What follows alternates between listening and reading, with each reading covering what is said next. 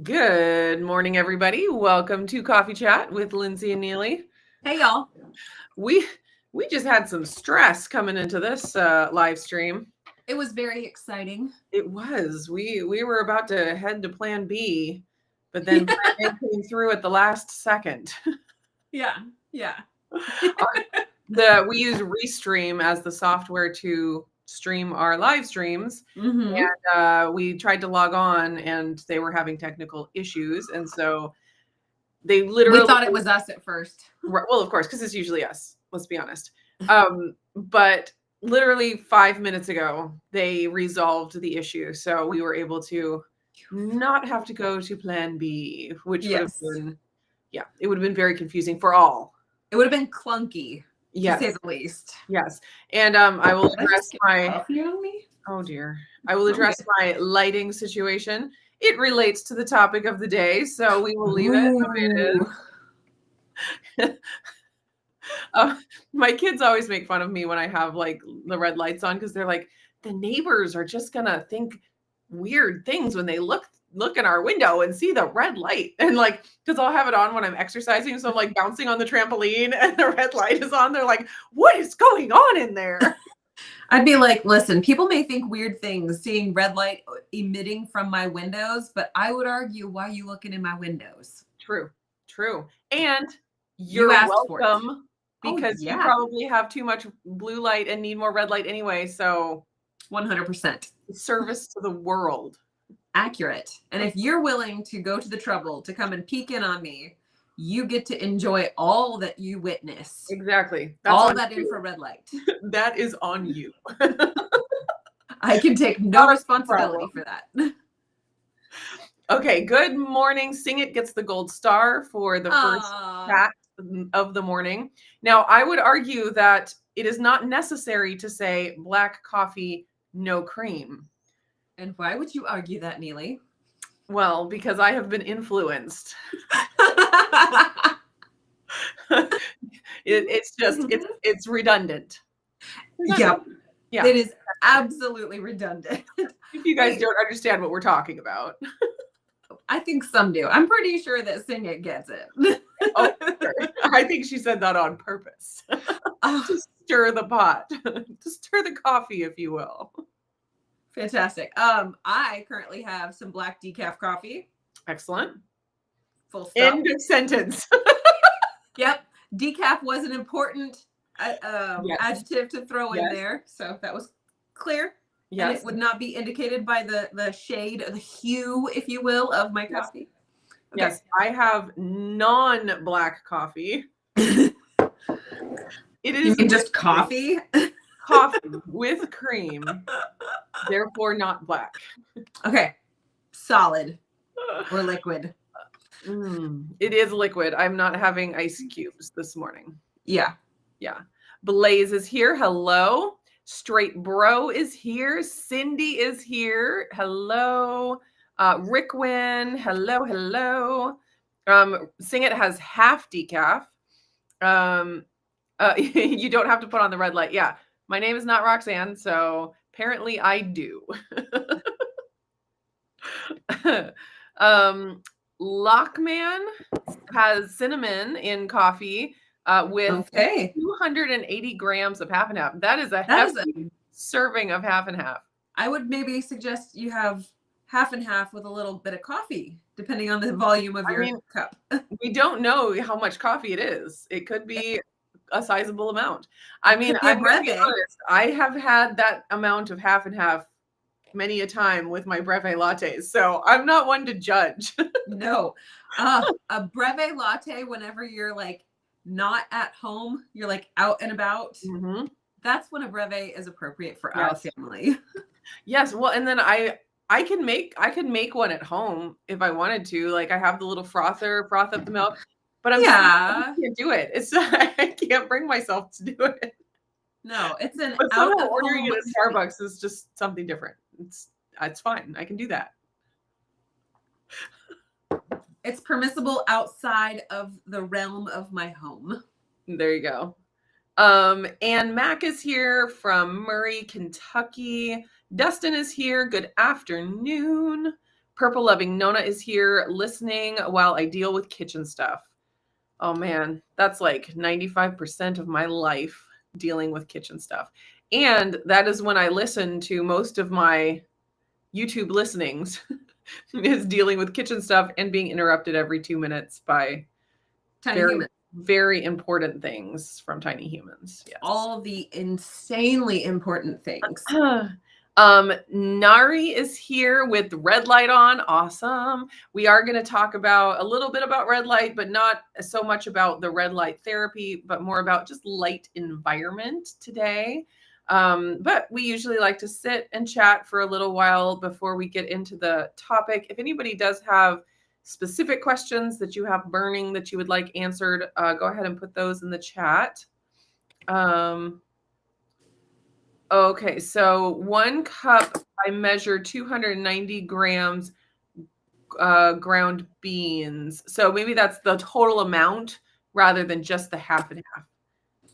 That would make sense. I'll take a little coffee with my half and half, please. Yeah, that's what a breve latte is. That's right. It's like the definition. Mm-hmm. All right. Well, let us know if you guys have any questions that we want to chat about this morning. Sing It says hi. Did you have any chatty things to talk about this morning? I'm feeling very sore standing here today. If you're unaware, I stand every single week. Like I'm literally like standing and moving around because sitting down is not my forte. Sitting down is a struggle for me. But today I am struggling while standing, largely due to the fact that I did a pretty intense workout on Monday. And then yesterday we followed that up with some pretty intense pruning of all of the landscaping around our home. Mm-hmm. And that meant that I was basically activating the glutes and the hamstrings and the quads and putting much tension in my lower body for like hours. And so standing here is feeling a little sore today. So yep, it's going to be a great day. I'm building muscles with my functional fitness training. Good job. Yes, that's what we talked about the other week, about having a baseline, a healthy, active lifestyle, and then adding supplemental exercise depending on what you need to supplement your lifestyle. But your baseline should be your lifestyle. So you're definitely doing that. I last week shoveled bark chips into a trailer for a certain amount of time. And let me tell you what, I was so sore the next day. Yeah. I work out, 5 days a week. And I'm like, I am so sore from doing just yard work. Yep. Yeah. Different muscles that you're not training. Accustomed to, yeah. And so it's always good. And we should not count that out as if that's not exercise. Like that is 100% exercise. That's why we do the things we do, so that we're capable of handling all of those functional life tasks. Exactly. I am also sore today. I've done a couple of like weight training workouts recently, but then also I went to my exercise, like my in-person exercise class last night. I don't know what was nighttime. It's 5:30 p.m. So it's not like night. Oh, okay. Evening. It was light when we were done still. And I was like, ooh. But I don't know. She really put us through it. Worked you over. It was we started with 40, 30, 20, 10, where you do 40 push-ups and then 40 tricep, either extensions or dips. And then you go to 30 push-ups, 30 tricep, 20, and then 10. And then after that, we did 30, 20, 10 of sit-ups and shoulder presses. And that was the warm-up. Oh my word. How long did that take? She had a timer on us for 15 minutes. So it's 15? Like you do as much as you can of all of that in 15 minutes. I got to 3 sit-ups left and I would have completed all of it. Oh my word. Dang it. Oh. Yeah. So, and that was the warm up. So it's an hour class. So we still had 45 minutes to go. Oh my word. That is intense. Question. Intense. Yeah. Your sit-ups, are they like flat to all the way up and over, or were they like the crunches to where it was like, you know, like a 130-degree angle? Yeah, it was all the way up. It was all the way up. Yeah, my elbow is sore. Yeah, my knees, of course, were up, you know, like bent. Yeah, but still. Yeah, you're all the way going up. from 180 to all the way to like 90 degrees instead of like that one, you know. Right. No, they were not crunches. They were sit-ups. Anyways, so I am sore from that for sure. Yeah. And this morning, I like to do the 9 a.m. step class from C. Dorner Fitness here on YouTube. Because that, for me, that was an hour and 15 minutes ago. And so because I know I'm going to be sitting for an hour staring at a screen. Yeah. I like to try to stay active up until then. So I just finished with that. It was a 35-minute step and strength workout. Yeah. So I'm doing it with the exercise. We got that one covered.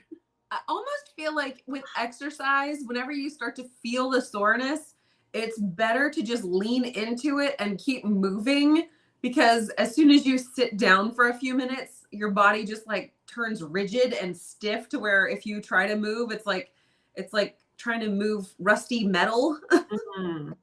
Yeah. I think sitting after having done work is a really nice feeling. Like until you have to stand up. There's something extra special about sitting after you've just exerted yourself. I know you don't like sitting. That's fine. We all have our things. But then there's also the sitting when you haven't done anything all day long, and that feels bad. Yeah. Like it's just like, because you're stiff but when you've just like worked out all your muscles and your muscles are warm and everything's, you know, like lubricated and everything, and you sit down, it's like, oh. So that's where I'm at right now. I definitely have to keep moving. Otherwise I turn into the Tin Man when the rainstorm comes. Yeah. And that you should listen to your body. Okay. So Kelly is asking about, have we ever studied oxalates? I have never studied them, but I did learn enough about them to kind of understand them back. Gosh, I feel like we were still living in Wisconsin whenever I was learning about that stuff, like 2018. But go ahead. Yeah. So I've been getting comments recently from people as I'm talking about leaving keto and adding carbs to my diet. I get a lot of comments saying, you need to look into oxalates. Yeah. Like, I don't know if you know, but oxalates are poisoning you and you need to, you know, really rein that in. Handle that. Okay. Yes, I get it. And like Lindsey, I have been aware of the oxalate thing for many years, and I have looked into it to different degrees. And this is my own personal opinion. I don't think the science on oxalates is settled to the point where you can just say, this is exactly what oxalates do in your body, and this is exactly what you need to do to avoid any problems with oxalates. So I totally respect Sally Norton and her, we met Sally Norton. If anybody wasn't aware, we have picture evidence of sitting with Sally Norton at a carnivore women's panel at KetoCon. So we have been like right there with in proximity. Yeah. And we were aware of that. We were not oblivious. We knew. Yes. We knew. Okay. So I totally respect her work and her kind of hypothesis about oxalates. And it seems very obvious that she had an issue with oxalates, and that what she did has, helped her overcome her issue. Right. So totally respect that. Mm-hmm. I don't think that the science is settled on that avoiding oxalate containing foods is the only or the best way to deal with an oxalate problem. one reason for that is that oxalates are actually produced endogenously also. So it's kind of like the cholesterol thing where people are like, to lower your cholesterol, just don't eat eggs and don't eat any foods that contain cholesterol. That actually does not work. Right. At least not well, because your body produces cholesterol endogenously, like in and of itself. The cholesterol you have is not made up of only the cholesterol you eat. Your body makes it. And it's the it has to. thing. Yeah, it's the same thing with oxalates. And so just cutting out oxalates from your diet may not fix an oxalate problem. And I'll also add on to that I believe, this is my current belief, which could change as I learn new things, but currently where I stand with it is if your body and especially your gut is functioning appropriately, your body can handle the oxalates. Like your body has mechanisms in and of itself to flush out and not allow them to collect in the tissues and in the joints and cause all of the problems.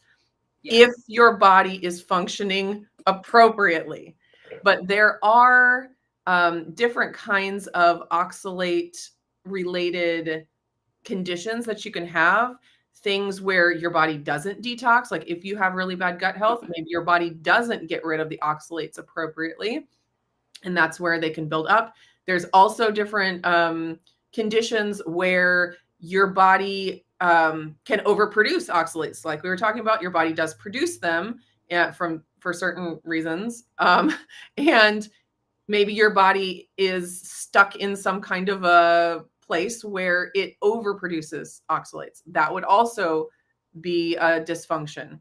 So I personally have never experienced anything that would give me the idea that I have a current oxalate problem, either overproducing them myself or not being able to detox them appropriately. So I am not concerned about the oxalates from the food that I'm eating, from the chocolate, from the very occasional spinach, from very occasional kiwi fruit, different things like that. I'm not concerned in the slightest for myself.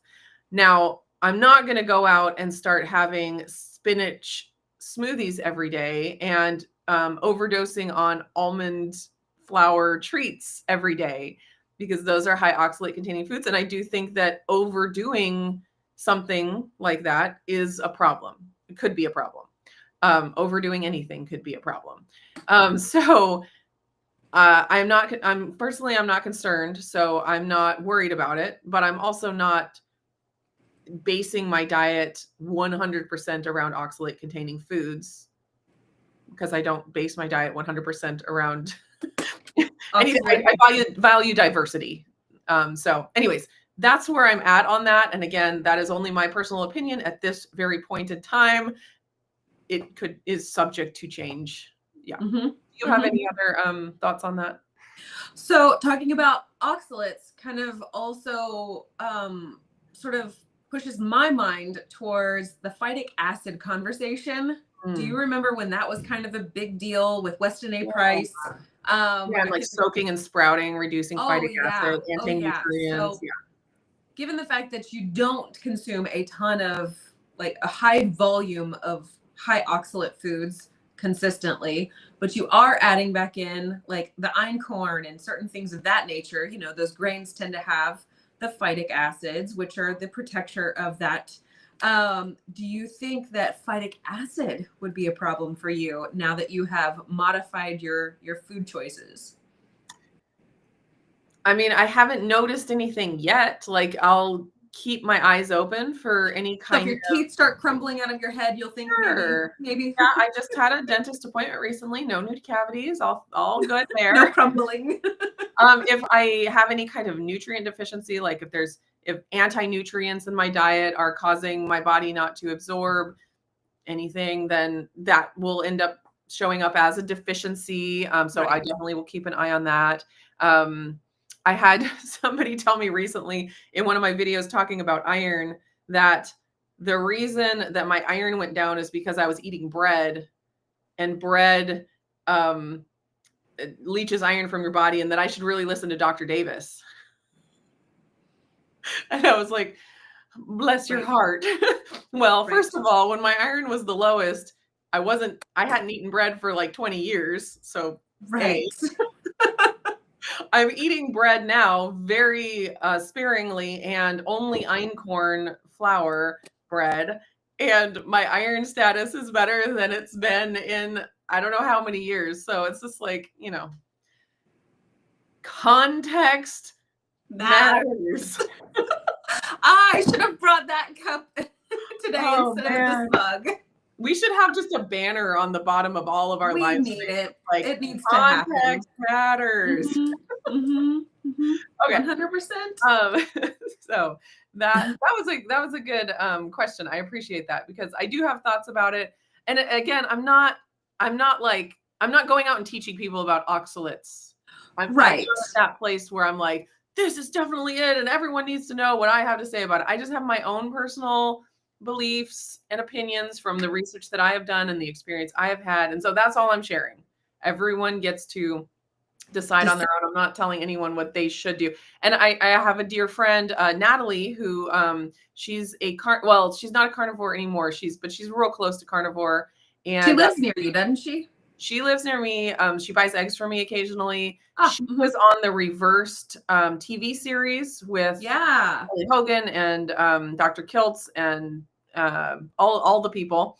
And she has an oxalate issue. Like I don't know exactly like what kind of oxalate problem, but she very clearly does. And she's done experiments with adding a little bit of oxalate to reduce symptoms. And she knows 100% that is her problem. And I'm not going to tell her it's not. Like, seriously. You're not going to be like, oh, forget about it. Here's 40 almonds. You'll be fine. Exactly. Like, no, I do think it is that there are legitimate problems related to oxalate. I just think that, especially in our diet-focused keto carnivore health world, it's real easy for these things to sweep through, like oxalate issues or like SIRS, where everyone's like, oh my gosh, I have a problem with oxalates. Oh my gosh, I have SIRS. And it's like, SIRS is the one with mold, isn't it? Yes. Chronic inflammatory response syndrome. And it's like, I definitely believe people have that. Like, I think that that's a thing that people deal with. I think the oxalate thing is a thing that people deal with. It probably isn't as widespread, my own personal opinion, as it looks like in the diet world. These things kind of just sweep through, and you got to learn to, have some discernment and decide what's right for you and what's not, because not everything is right for everybody. Right. Okay. Sing It loves the daylight savings time. As far as the time change thing, I'd be fine being done with that. Like, I'm okay with that. I don't really know what I would choose, if I would choose the extra hour or the not. Like, which one? I know what I would choose. Okay. What is that? I would choose spring forward, because it stays lighter into the evening, and it doesn't make me feel like, oh, okay, it's 5 o'clock and now it's time to shut everything down. As an early bird, I tend to want it to be, like, I want the day to last a little bit longer, because I get up so early. And whenever it's the fall back season, it's great that it's dark earlier for me. Like, I like that a lot. But also that means that I feel like, oh, okay, if it's 5 o'clock, it's time to start winding down for bed. Whereas now I feel like I'm a little bit more attuned to the way that my community functions. And I'm better able to hang with my people in the summertime, whenever it's the spring forward, even though I prefer winter. So if winter could be the similar light status as the spring summertime, that would be perfect for me personally. Yeah, I just enjoy summer and having more light for more of the 24 hours. Oh, for sure. That's my preference. But obviously cycles are great. We shouldn't have all the good thing all the time. I agree. It's okay. But also, like, it's no longer culturally applicable for the way that society functions. So, it's hard. Yeah. Blaze says, I did not have a problem with oxalates till I went keto. On keto in the beginning, I overdid the almond products. Man, I think a lot of us did. I agree. I mean, it's so easy to be like, I could swap out my standard food choices with something that's within the regulations of this lifestyle and feel good about myself for making those changes in my mind without even considering the repercussions. Yeah. It's like changing one prescription med for a different prescription med or something like that. You just don't take into account what the fallout would look like. Right. It's similar to when I first started thinking I should go gluten-free. That was like 20 or so years ago. And I would, like you do, you just go to the store and buy the gluten-free version of whatever you wanted. Yeah. And I very quickly learned that the gluten-free version of things gave me worse digestive issues than the gluten things. Now, it's not that I think that I should have just kept eating the gluten things. I still believe that that was, something I should have given up. I still think that, the conventional gluten stuff. But it was funny because I was just like, I'm doing something healthier. And then I'm like, but I feel worse. Right. Why is this? Yeah, all that tapioca starch and all of the rice flour and all of the other xanthan gum. That's historically given me issues. Yeah. Yeah. Sing It says, this is why I adore this chat. Hypothesis, not N equals 1 equals everyone. Oh my gosh, yes. Food and bodies are so complex. Combinations of foods affect different ones differently. Some are extreme and body reacts. Yes, absolutely. All right. So we do want to get into our chat for the day. We are about 27 minutes in. Andrew's talking about reducing issues with bread by doing sourdough. It's a great choice. Yep. Okay, so just real quick from Nari. I heard a great fix to satisfy those who want it dark early and those who don't. Split the difference with a half an hour change. I think that's a great idea. Seems very logical. Very, very logical. For sure. Okay. So we are in March, and our March focus is on health habits that are not specifically diet or exercise related. We talk about those all the time. Those and we focus for the first 2 months on it. Exactly. Those are like the main focus in the diet health world is food and exercise. And those are very, very important. But there are also other pieces to the puzzle. Right. And over the past year or so, I have really been focusing more on those other pieces because I historically have, I think, over-focused on especially the diet piece. Right. Like if we could just find the perfect diet, it would fix all health problems. And that sounds allegedly nice. It sounds simple. And I kind of held on to that for a long time. And I finally had to let that go when I thought I was eating a perfect diet and I found my health was kind of at one of its worst points in my life. And I was like, okay, we're going to have to work on something else here. And again, it's not to say that diet is not important. I am not saying that. I'm just saying it's a piece of the puzzle. It is not the entire puzzle. So get that in place for sure. Also work on the other pieces. So we have talked about lymph in our month focus, vibration plates and rebounders and just dry brushing and stuff like that. Things that you can do to move your lymph system.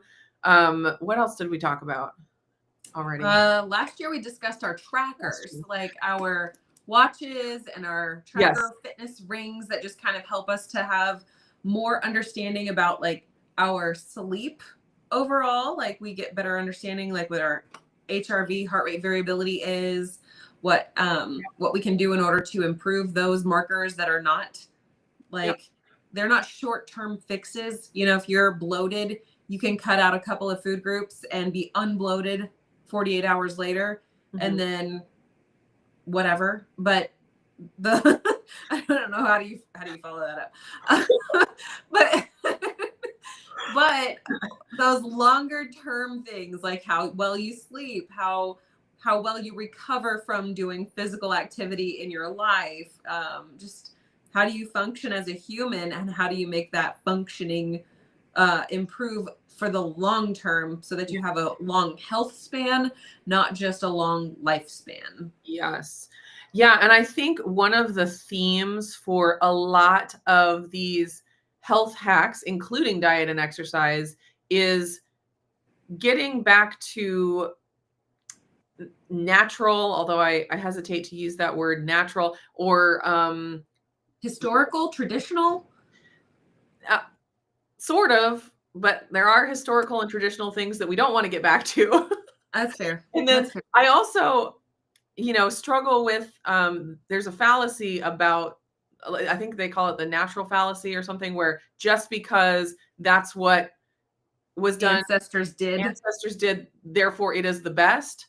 Maybe it is, but not necessarily. Right. We cannot make that assumption. So, but it's getting back to what our bodies need at the core, which is nutrients, the right nutrients, the right movement and the right amounts.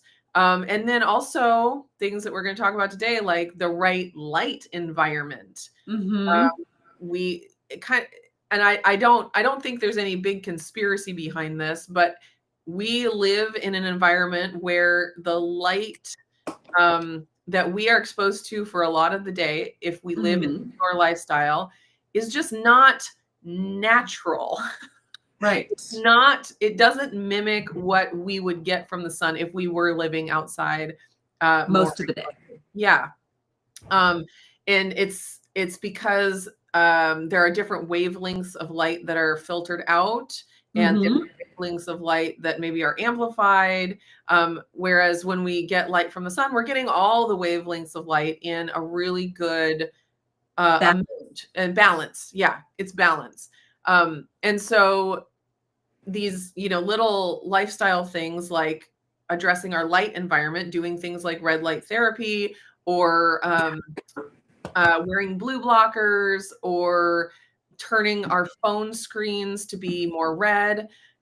It's about balancing out our light and getting closer to what we would get from the sun. I was explaining this to the kids the other day, because they asked me about why do you have a red light? It's so weird. Why do you have that on? And I'm explaining that all the wavelengths of light, all the colors of light that we get from the sun, they're all good. It's not that there's one that's bad and some that are good. It's that they're all good, and we need to have them in balance. And the environment that we have currently with indoor lighting is just out of balance. So a lot of times we think of blue light as bad and red light as good. That's not exactly the right way to think about it. It's better to think, in my opinion, about it as if they're all good in their appropriate place. Like, I think UV light is good we obviously don't want to sit out for 5 hours in the blazing sun and burn ourselves to death. Right. Like, we want to have it appropriate to what our bodies need. And so we wanted to talk a little bit about light environment and about little things that you can do. Now, I've talked a lot about red light therapy recently, and so we're not going to really go into that too much, but that is one avenue that you can take to help balance out your light environment. But what are some other things that you do as you've started to think more about light environment? Okay, so one of the things that I have done because of you specifically is I have influenced. I've been influenced. I mean, I have changed the screen color on my devices to the orange color. So on my phone, I can go into the light and I can actually set it. I know it's backwards, so forgive me. I can set it to the night shift color, and it's orangey.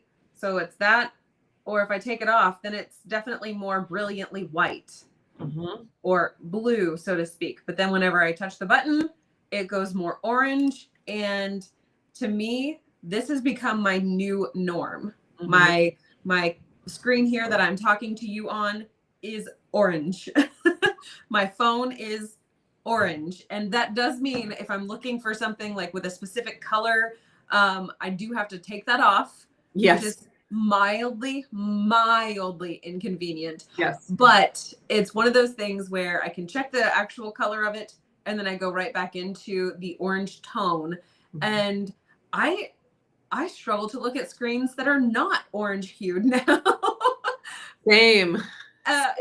It's a really neat thing to shift and sort of just see how it functions and how easily you can adapt to removing that bluish hue, that pure whitish hue, and you can function just like normal. And it's supposedly helping and more in balance compared to all of the other things. I mean, I can go out to one of my rooms here in the house and it will be bright in there because the way that the coloring is on the walls and how everything looks. So I'm getting plenty of that full spectrum light. And I do feel I feel an intrinsic sense of doing better for myself with the orangey red light. And I'm hoping to see some sort of change, whether positive or negative, to decide if it's going to be something I continue on. But I've been doing this since you told me about it. Was it a few weeks ago? Yeah. Something like that.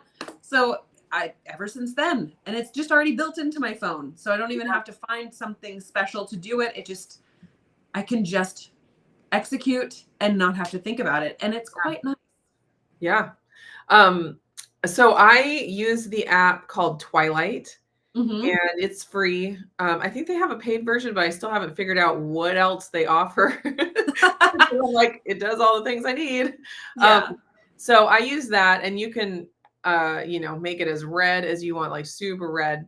And so this is, it's sometimes hard to assess your behavior when you're the one trying to assess it. Because I can convince myself of things pretty easily if I want to believe it. But I have the feeling that I am not scrolling as much as I used to, like just sucked in to the scroll. And it used to be, and there could be other reasons for this, not only the phone, but it just feels like it's a little bit less addictive, if you want to use that term. Like, I just don't find myself just getting sucked in. Yeah. And, where you start scrolling and then you realize that, an hour has passed and you haven't done anything. I just don't have that. It's a lot easier to put the phone down, I think. Yeah. So that is definitely one that I have been doing as well. And I love it. Same thing. It's a little bit annoying when you have to take a screenshot. You have to turn it off, or else you're getting the extra red. And then also, go ahead. And then also, if you are like scanning something with your phone, yes, if you have a library card or at Starbucks, you're paying with your phone. Sometimes they can have a little bit of trouble scanning it. So I just try to turn it off before I use it. So it's a little bit annoying in that way, but it's so worth it to me because I like it better. And like you said, when I look at a regular blue screen, or just, regular light screen, I'm just like, oh, it's too much. It's too much. Yeah. So I find that to be really helpful. Other things that I have been doing as I've been thinking more about light environment is trying to have windows open as much as I can, whether it's in my car or in my house. Like right now, I have. You mean like the glass is yes, removed from between you and the exterior? Yes. Because the glass does filter some light. So people talk about, oh, you need to make sure you have bright light. And I was like, well, I do have bright light. Like, the light is shining through our windows all the time. It's bright. Right. We even have skylights in the kitchen. And I realized that that's not, it's not as much as I thought. It really does affect the brightness, and it affects the spectrum of light that comes through. And one way that you can tell this is there's an app called My Circadian app, and it's from Sarah Kleiner Wellness. Highly recommend this app. She has a free version and a paid version, but the free version really does a lot. And so you can get a lot of benefit from just using the free version. And she has something on there called a lux meter. So it measures brightness, the amount of lux. And all you have to do is get that app, turn it on. And with the free version, I think you can only use the lux meter once a day. So if you turn it on and use it, and then you come back to the app, it's not available. So anyways, you set your phone. So it measures it through the front facing camera. So you want the front facing camera to be pointed at whatever it is that you're trying to measure. So put your phone in front of the glass and look at what the lux is, and then open the window.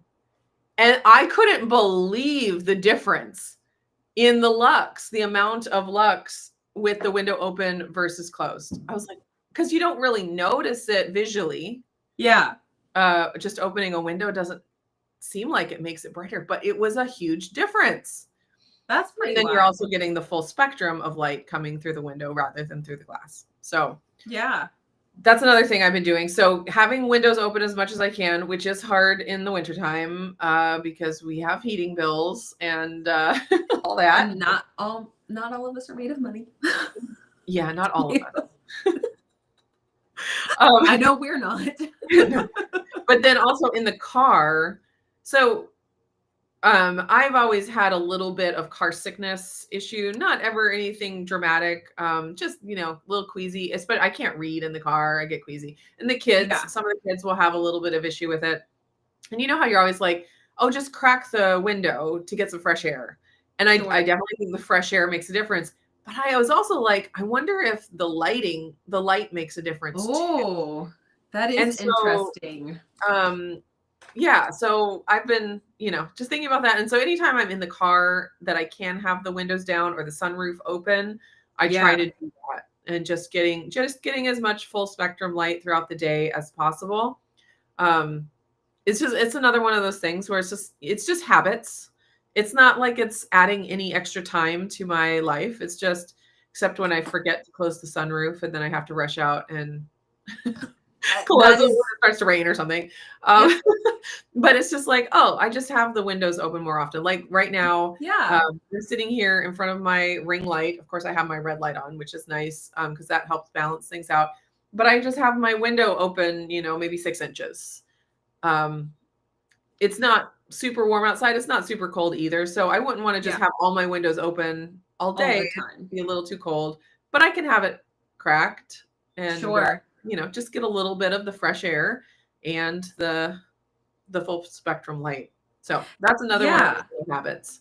That is interesting. We live in these self-created containers. Yes. A vast majority of the day, which means that we have to artificially pump light into our crate. We also have to artificially pump air. That brings perspective. Yeah. But we also have to do that with air, whether it's like I've got a ceiling fan circulating air in here right now, whether it's we have to bring in the heat, we have to bring in the air conditioning, whatever the case may be, we have to artificially simulate what it would be like if we were outside inside of our box, our crate. Exactly. And it's like, there is good because of that. That means that I can not sweat to death whenever I am in the kitchen cooking food. Yeah. And it means that my children don't freeze to death whenever it is frigid outside and snowing. But it's a good thing. Right. Creature comforts are very nice, but also that means that we wind up doing everything artificially. Yep. And it's amazing how just taking a few minutes outside or allowing the external to come into our crate really, really helps. Yeah. Like I was just watching a couple of videos recently about rucking. Have you? Yeah. Conversation. It's just carrying a backpack of stuff and walking.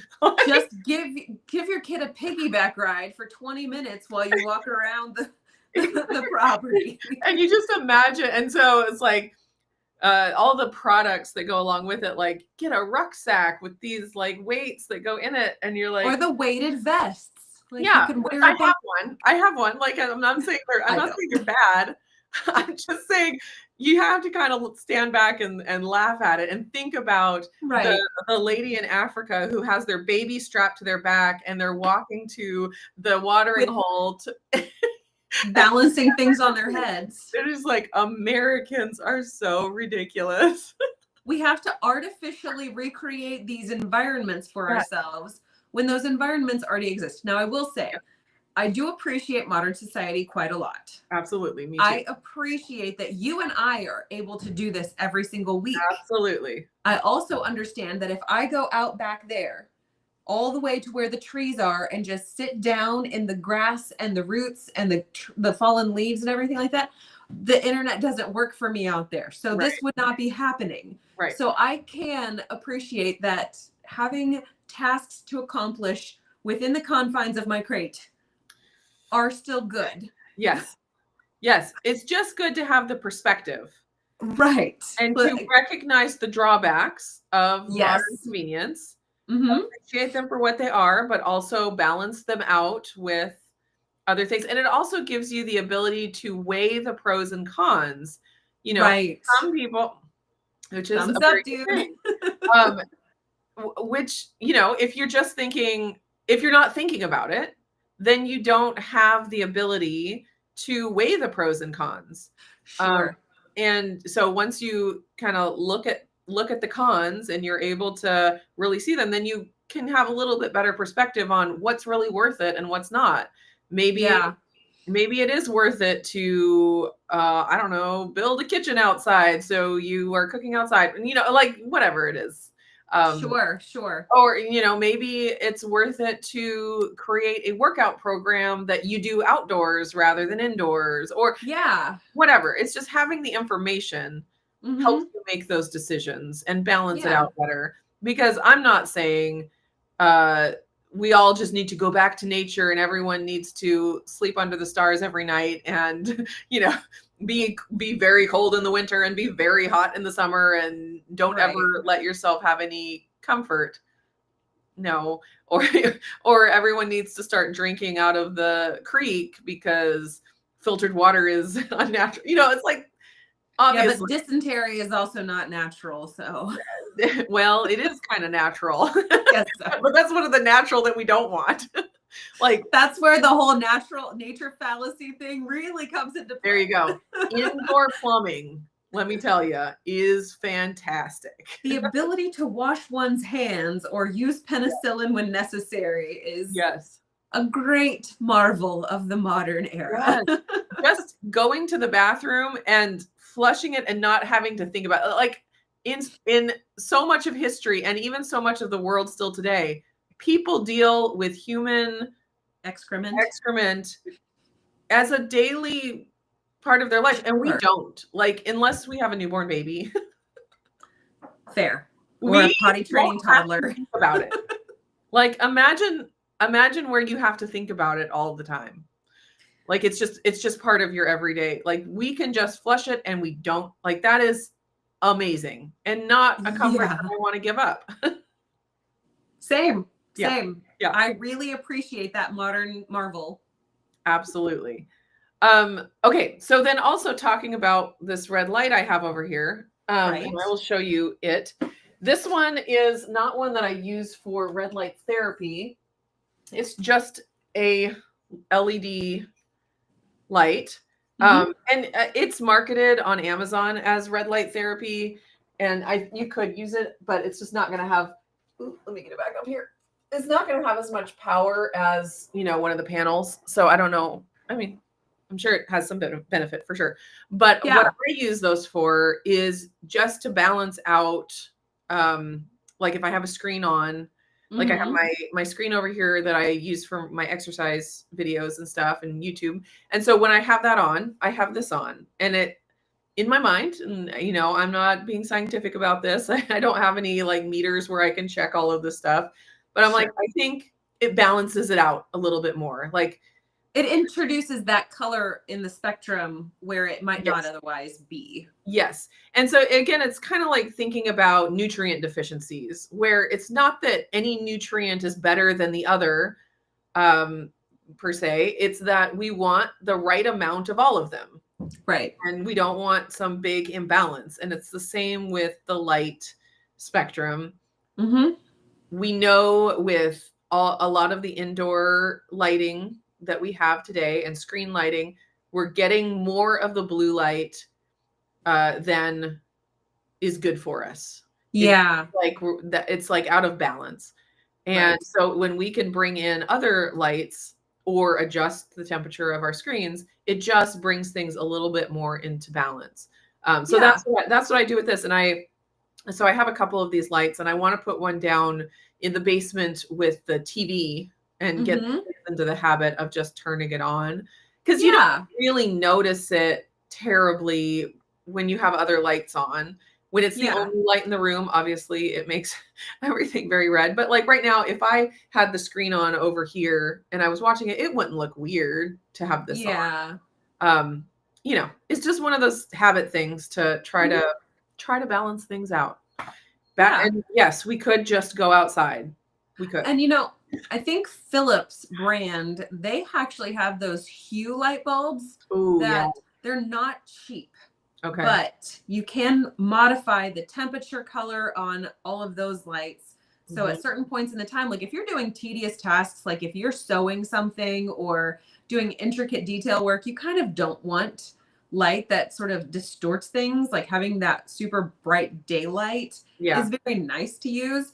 But then you can shift the entire room lighting with those kinds of light bulbs to be something very warm and mimic things like early rising sun and, the setting sun kind of a thing. And I know those are programmable and all kinds of really cool stuff.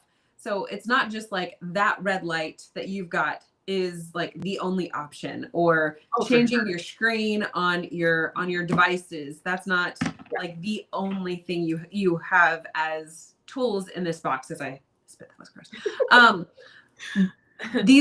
These things, like there's 1,000 different options out there to figure out. And the absolute easiest, most accessible one is to just go step outside.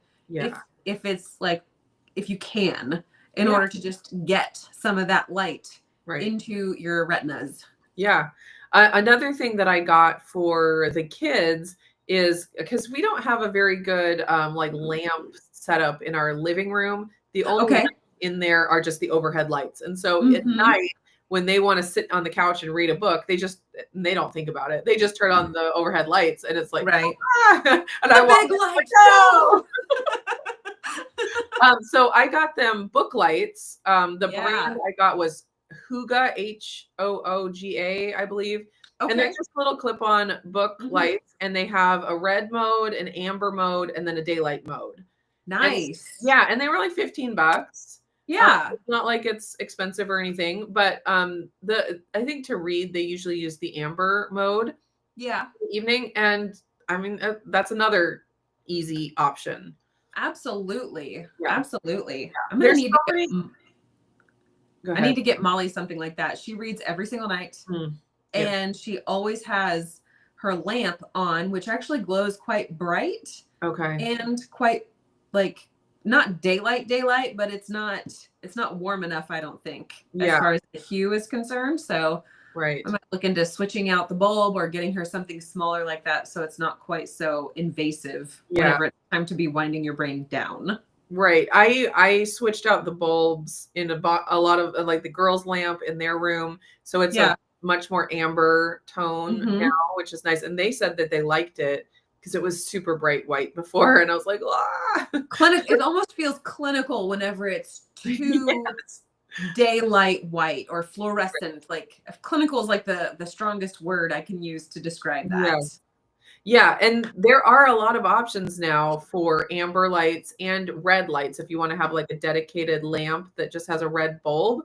And actually, EMR Tech, the brand of my panel that I use, they're sending me some of their bulbs. They have a couple different options, and they're very affordable. Like, and again, they're probably not high powered enough to really do the full red light therapy thing with, but just on a daily basis, using it like at night. Environment.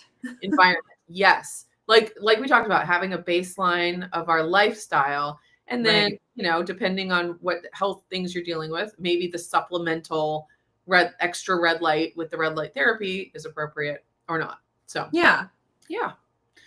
All right. Well, we have really talked for a long time. We're almost at the top of the hour here. It just goes by so fast. It does, especially about stuff that we're like excited about. Yeah. And I think, like, light environment, it's just, we've talked to death about nutrition. We've talked to death about exercise, and, you know, everybody has those things as their baseline. And I think that the vast majority of people understand sleep or tracking your information, or, you know, like what you do to create a low stress environment, or how to combat certain things. Like, everybody has like sort of that back of their mind understanding, like, these things need to happen. But being able to sit there and target in on it is kind of nice at times. Kind of like you zoom in and then you can zoom back out. Absolutely. I wanted to address Carol's question really fast. I'm trying to gain weight. Do you think it matters what time we eat? Currently large breakfast, then until 5 p.m. main meal, then snack, healthy one later.